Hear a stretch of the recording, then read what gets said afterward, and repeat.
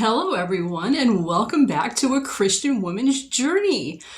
It is so great to see everyone, and it's so great to be back.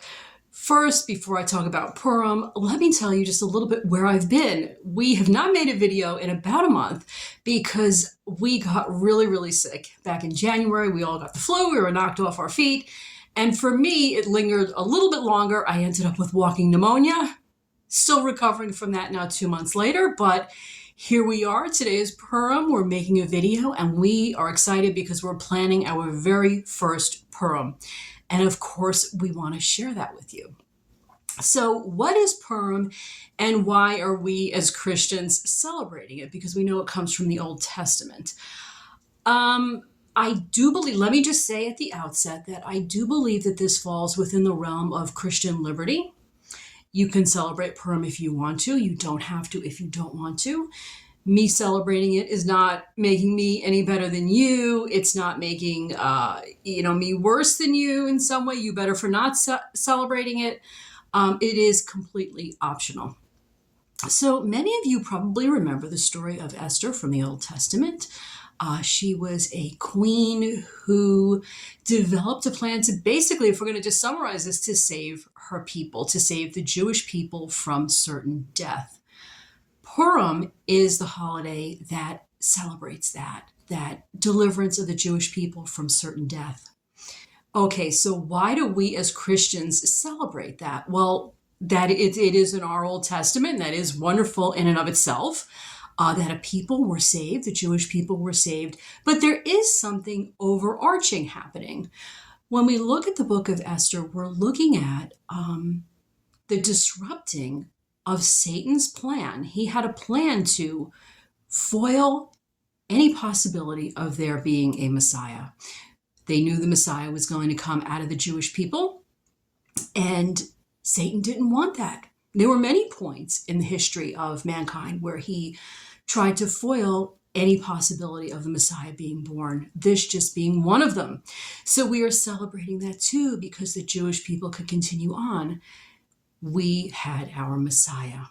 Okay, so are we celebrating also a kind of deliverance for Christian people too? Yes, we are, because we know through Christ and his sacrifice on the cross for us, we are delivered from the penalty of sin. And we are delivered from the second death and eternity without him. Okay, so that was my reasoning. And that is why we are celebrating Purim today. And I wanted to bring it to you and share it with you. So let me show you a little bit what we're up to. Okay, so let me show you some of the food that we've been picking up over the last couple days. No Purim would be complete without Hamantaschen, and I will open these up after dinner and show them to you. They are triangular shaped treats, and they're supposed to look like either the ears or the hat of Haman, who we know is the bad guy who came up with the plan to kill all the Jews in Esther. Checking out the freezer here. I was just shopping. Let me show you these guys and these guys.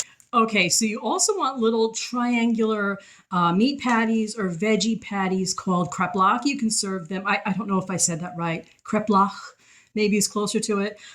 You would serve in soup. And I am going to make a soup. Couldn't find the kreplach, but I did find a little dumpling. And I thought, oh, that's probably about as close to a triangle as I'm going to get. And as I understand it, in my first reading about the traditions of Purim, people tend to eat a lot of chickpeas, lentils, and I thought, oh, should I get maybe hummus and some pitas?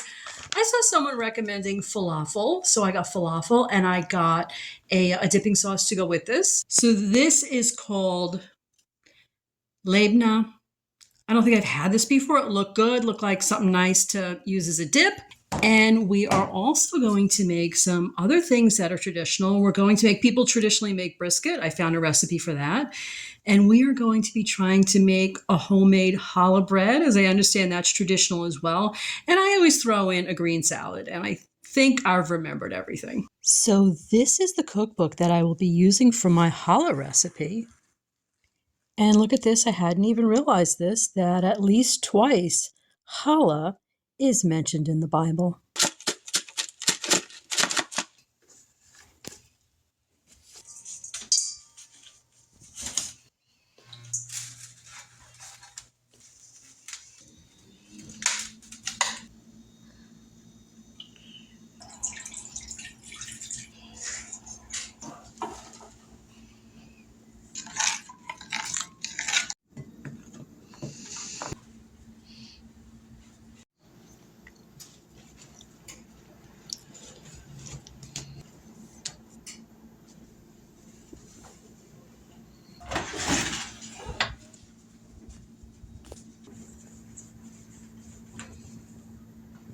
Okay, so you saw me roll that out, and you can see that behind me.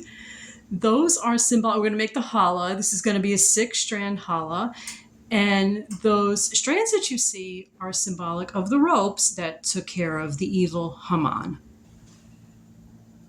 I want to show you how I learned to braid 6 strands of dough. We're going to start at this end and just put all the ropes together.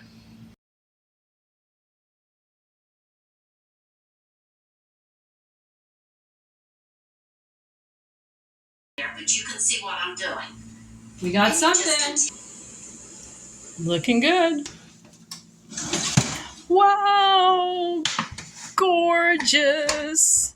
Now, sounds hollow. Awesome.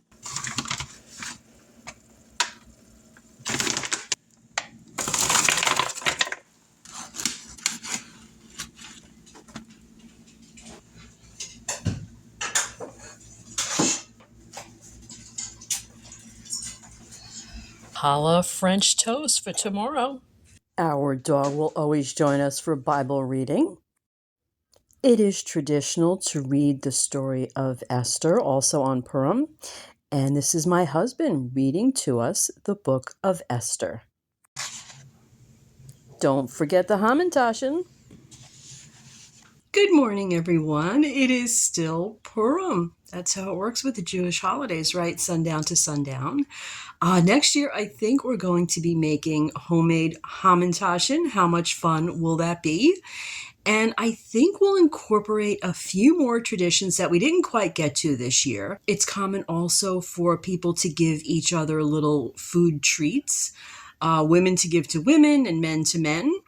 I've also learned recently that some people will do fasting prayer. Esther ordered fasting prior to speaking to the king in the Book of Esther, so we might want to incorporate that as well. And giving alms. We're certainly going to give alms. There is an instruction to do that in the Book of Esther. So much more to look forward to every year. I hope you've enjoyed this, guys. I hope I've inspired you. Love and light. To God be the glory. I'll see you again next time. Bye now.